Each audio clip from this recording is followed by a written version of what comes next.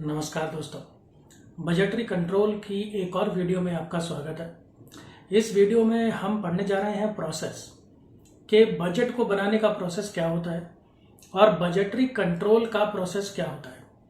दोस्तों, ये दोनों प्रोसेस डिफरेंट होते हैं और कई बार बच्चे क्या करते हैं कि एक ही प्रोसेस पढ़ जाते हैं और उसको दोनों में चेप देते हैं।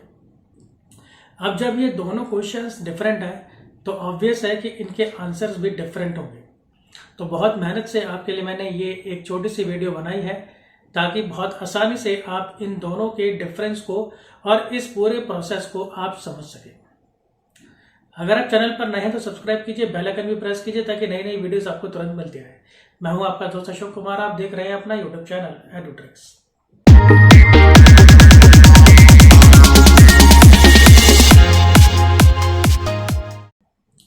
तो आइए शुरू करते हैं। इसके अंदर हम क्या पढ़ने जा रहे हैं, ये है हमारा बजटरी कंट्रोल और ये हम प्रोसेस पढ़ेंगे बजट की और बजटरी कंट्रोल की। तो सबसे पहले हम इसके अंदर शुरू करते हैं प्रोसेस ऑफ बजट के। जो बजट होता है तो वो बजट कैसे बनता है। इससे पीछे भी मैं 3 वीडियोस बना चुका हूँ इसी कॉन्सेप्ट्स के ऊपर, थ्योरी के ऊपर बजट की, तो वो पहले देखेंगे तो आपके लिए अच्छा रहेगा। तो अब जो बजट का प्रोसेस होता है उसको देखते हैं कि वो कैसे बनता है। सबसे पहला स्टेप इसके अंदर रहेगा collection and study of past data. आपको सबसे पहले अपने बिजनेस का जो पिछले सालों का डाटा है वो आपको सारा इकट्ठा करना पड़ेगा और फिर आपको उसको स्टडी करना पड़ेगा, उसको एनालिसिस करना पड़ेगा। First of all, previous year data is collected and studied well to understand various aspects. आपको भविष्य के लिए प्लानिंग करनी है, आपको फ्यूचर के लिए प्लान्स बनाने हैं आज प्रेजेंट में, तो उसके लिए जो पास्ट के अंदर जो कुछ भी हुआ है उस सबको समझना आपके लिए बेहद जरूरी है। तो इसलिए अपने बिजनेस का जो पिछला डाटा होता है, पिछले सालों का डाटा होता है, उस डाटा को इकट्ठा करना और उसको पढ़ना, समझना कि पिछले सालों में हमने क्या किया है, वो बेहद जरूरी होता है। फिर उसके बाद ये बड़ा इंपॉर्टेंट है जो कई बार बच्चों को समझ भी नहीं आता, की फैक्टर डिटर्मिनेशन। पहले तो आप ये समझिए कि की फैक्टर होता क्या है। की फैक्टर को हम लिमिटिंग फैक्टर भी बोलते हैं क्योंकि ये वो फैक्टर होता है जो किसी भी बिजनेस की एक्टिविटीज को लिमिट करता है। एक बार पढ़ भी लेते हैं। This is the factor which limits the activities of an organisation. और साथ में ये भी है, it governs the whole process of budget preparation. तो कौन सा ऐसा फैक्टर है जो हमारे बिजनेस की एक्टिविटीज को लिमिट करेगा। फॉर एग्जाम्पल, क्या आप अनलिमिटेड प्रोडक्शन कर सकते हैं? जी नहीं, एक लिमिट तक ही आप प्रोडक्शन करेंगे। कितना प्रोडक्शन करेंगे ये डिपेंड करता है। फॉर एग्जाम्पल, जितनी डिमांड होगी उतना आप माल बनाएंगे उस हिसाब से। तो आपके प्रोडक्शन को लिमिट करने वाला फैक्टर क्या हो गया? डिमांड। सो डिमांड हो जाएगा आपका लिमिटिंग फैक्टर, की फैक्टर। इसी तरह से मटेरियल, क्या मटेरियल आपको अनलिमिटेड मिल सकता है? आपको मटेरियल अनलिमिटेड नहीं मिल सकता, एक लिमिट तक ही आपको मिल सकता है। तो मटेरियल हो गया आपका की फैक्टर, आपका लिमिटिंग फैक्टर। इसी तरह से आपको लेबर अनलिमिटेड नहीं मिल सकती, आपको कैपिटल अनलिमिटेड नहीं मिल सकता है। तो कोई भी फैक्टर जो आपकी बिजनेस एक्टिविटीज को रोकता है, लिमिट करता है एक सीमा पर, वो होता है आपका लिमिटिंग फैक्टर या की फैक्टर। तो इस फैक्टर को आपको ध्यान में रखना बेहद जरूरी है क्योंकि आप ये नहीं कर सकते आप अपना बजट बना लें फ्यूचर के लिए, भाई मैं 1 लाख कारें बनाऊंगा। ठीक है, 1 लाख कारें आप कैसे बना लोगे अगर आपके पास उतना मटेरियल खरीदने की पावर ही नहीं है। तो यानी जो मटेरियल है वो आपके लिए लिमिटिंग फैक्टर बन जाएगा। तो ये जो हर्डल्स हैं, जो चीजें आपको रोकती हैं, उनको स्टडी करना भी बेहद जरूरी है। इट में भी ये आपके लिए सेल हो सकता है, प्रोडक्शन हो सकता है, मटेरियल, लेबर, मशीन या कैपिटल, कुछ भी हो सकता है। मैंने एग्जांपल आपको दे दिए। फिर है रिव्यू इंटरनल सोर्सेज। आपको ये भी देखना पड़ेगा कि अब आज की डेट में, at present time, what resources you have to utilize and moreover you have to utilize your resources optimally। तो उसके लिए आपको बहुत अच्छे से ये भी स्टडी करना पड़ेगा अब एट प्रेजेंट आपके पास कितनी लैंड है, लेबर है, कैपिटल है, कितना, कौन कौन से रिसोर्सेज आपके पास कितने हैं और उनका यूज आप कैसे कितना कर सकते हैं। So study of internal resources of the business is done to assess the capabilities of organisation. आप उतना ही तो काम कर पाएंगे ना जितने काम को करने के लिए आपके पास जो आपके पास रिसोर्सेज होंगे।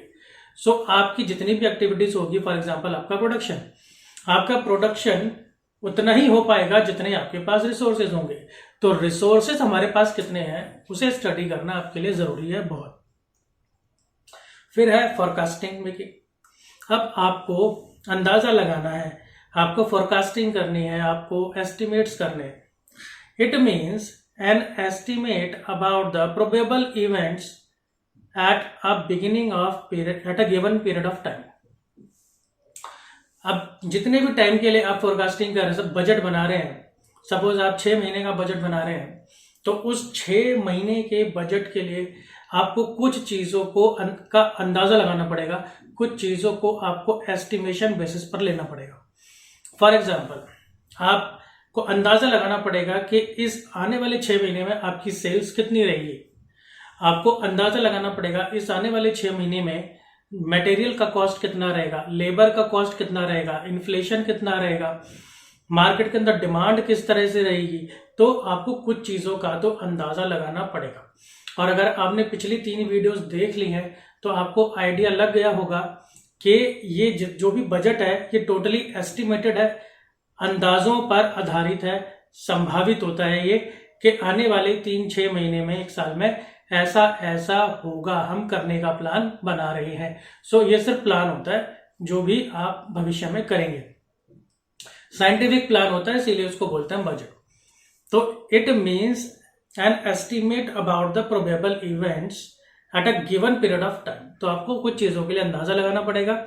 आपको sales, production, cost, financial requirement of business, इन सब चीजों के बारे में आपको अंदाजा लगाना पड़ेगा कि सेल कितनी हो सकती है, प्रोडक्शन कॉस्ट कितनी हो सकती है, और उन सब चीजों को करने के लिए कितना पैसे की जरूरत आपको पड़ सकती है। अब आगे देखें तो है अल्टरनेटिव कॉम्बिनेशंस ऑफ फोरकास्ट। अब जैसे हमने अभी फोरकास्ट किया, हमने अंदाजा लगाया कुछ चीजों का, तो ये कोई जरूरी नहीं है कि हमें जो फोरकास्टिंग मिले, हमें जो एस्टिमेट्स मिले, अंदाजे मिले, तो वो हमें सिर्फ एक ही मिले और वो बेस्ट हो। हमारे पास डिफरेंट ऑप्शंस हो सकते हैं, उनके डिफरेंट कॉम्बिनेशंस बन सकते हैं। जैसे एस्टिमेट 1, 2 एक साथ, एस्टिमेट 1, 4, 5 एक साथ, इस तरह से। So alternative combinations of forecast are considered to obtain most efficient plan to maximise profits.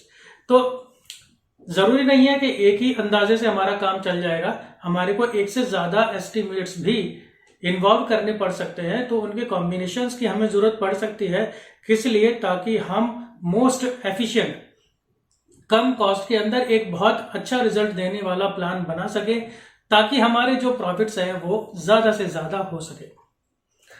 इसके बाद हमारे पास लास्ट है जी बजट प्रिपरेशन। लास्ट में हम बजट बनाते हैं। At last different budgets are prepared for different departments and objectives like production budget, sales budget etcetera. Budget कोई एक तरह का नहीं होता, बजट कई तरह के होते हैं। डिफरेंट बजट्स के लिए डिफरेंट डिपार्टमेंट्स के लिए बजट बनाए जाते हैं, डिफरेंट ऑब्जेक्टिव्स के लिए भी बजट बनाए जाते हैं। कभी कंपनी का ऑब्जेक्टिव हो सकता है सेल को बढ़ाना, कभी मार्केट को बढ़ाना, कभी प्रॉफिट बढ़ाना, कभी सिर्फ लोगों में अवेयरनेस फैलाना। तो ऑब्जेक्टिव जो है वो कुछ भी हो सकता है, तो उसके अकॉर्डिंग ही फिर जो है बजट बनाया जाता है। तो ये आपका 6 पॉइंट का ये प्रोसेस है जिसके अंदर हमने सीखा कि बजट को बनाने का तरीका क्या होता है। अब आगे हम देखते हैं कि बजटिंग कंट्रोल का तरीका क्या होता है। तो अब है हमारे पास प्रोसेस ऑफ बजटिंग कंट्रोल। अब हम देखते हैं सबसे पहला जो पॉइंट है वो है प्रिपरेशन ऑफ बजट। मतलब हमने पिछला वाला प्रोसेस जहां पर एंड किया था, अब ये वहीं से ही स्टार्ट होगा, क्योंकि बजट बन गया, बजट बनने के बाद ही बजटरी कंट्रोल किया जाएगा। So first of all budget is prepared keeping in view the objective of an organisation. किस पर्पस के लिए बनाया जा रहा है बजट, उस पर्पस को ध्यान में रखते हुए सबसे पहले हम बजट बनाते हैं। यानी जो पिछले वाला प्रोसेस के 6 पॉइंट थे, पहले तो वो सारे कवर होंगे। इसके बाद फिर आता है जी दूसरा पॉइंट। दूसरा पॉइंट कहता है स्टैब्लिश एक्चुअल पोजीशन।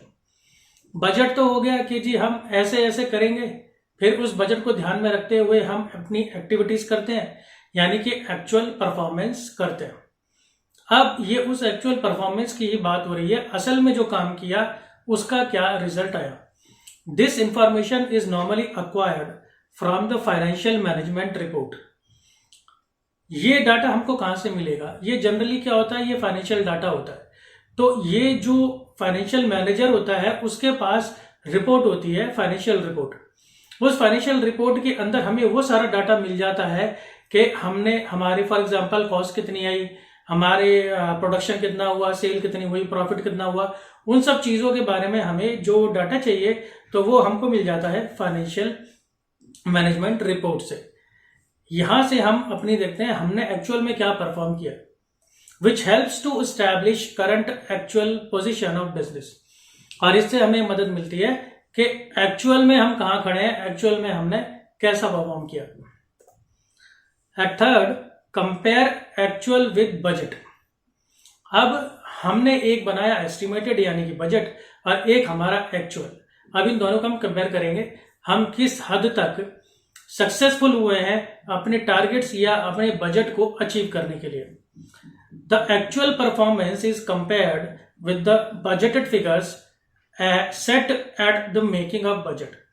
जब हमने बजट बनाया था, उस बजट में हमने जो भी स्टैंडर्ड्स रखे थे, हम उन स्टैंडर्ड्स को अचीव करने में कितना सक्सेसफुल हुए हैं, ये हम कंपैरिजन करके पता लगाते हैं। अब जब हमने कंपैरिजन किया तो हमने पाया कि हम पहुंच नहीं पाए वहां तक, एक गैप रह गया, एक डिफरेंस है, एक्चुअल और बजटेड के अंदर एक डिफरेंस है, हम उस टारगेट को अचीव नहीं कर पाए। अब ये वही बात हो रही है।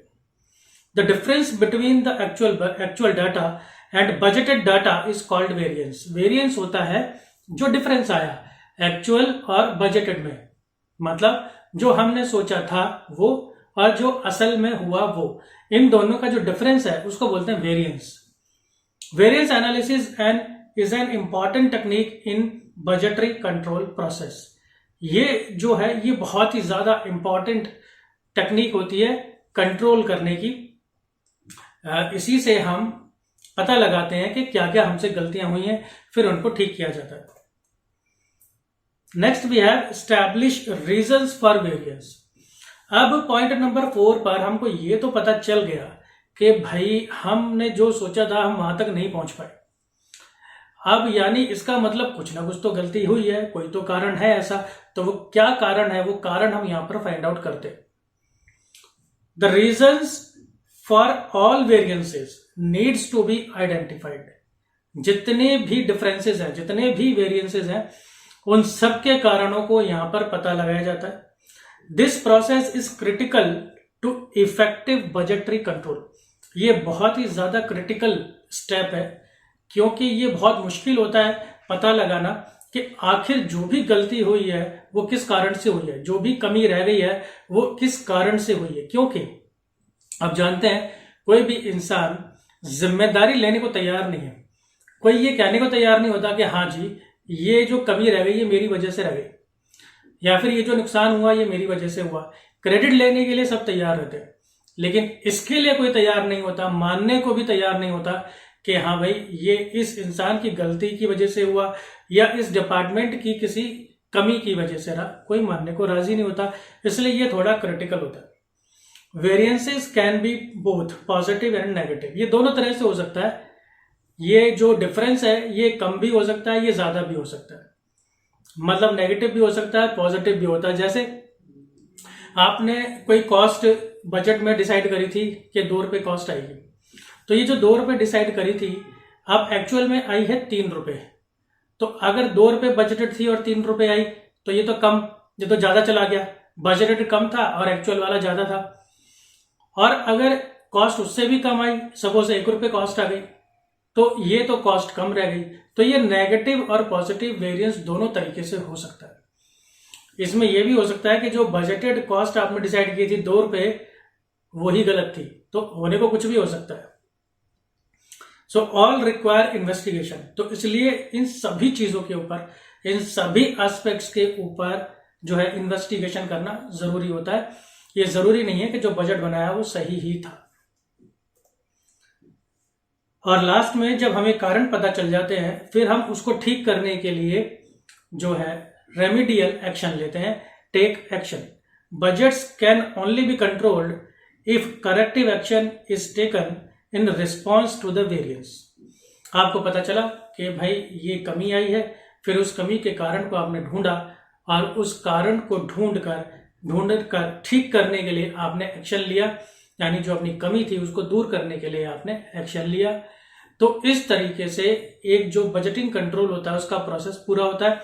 अब ये सर्कल फिर घूम जाएगा, अब फिर से वही सब होगा जो हमने अभी तक इस लेक्चर के अंदर पढ़ा है। अब फिर से बजट तैयार होगा अपने पूरे प्रोसेस लेकर, फिर दोबारा से पूरा का पूरा बजटिंग कंट्रोल होगा और ये सर्कल चलता जाएगा चलता जाएगा चलता जाएगा। तो उम्मीद करता हूँ आपको यहाँ पर आसानी से समझ आया होगा ये प्रोसेस। अगर आपको किसी भी तरह का कोई डाउट है तो आप कमेंट बॉक्स में बात कर सकते हैं, व्हाट्सएप पे बात कर सकते हैं, आपकी मदद की जाएगी। जितना हो सके मैक्सिमम शेयर कीजिए वीडियो को। मिलता हूँ मैं आपसे अगली वीडियो में। धन्यवाद।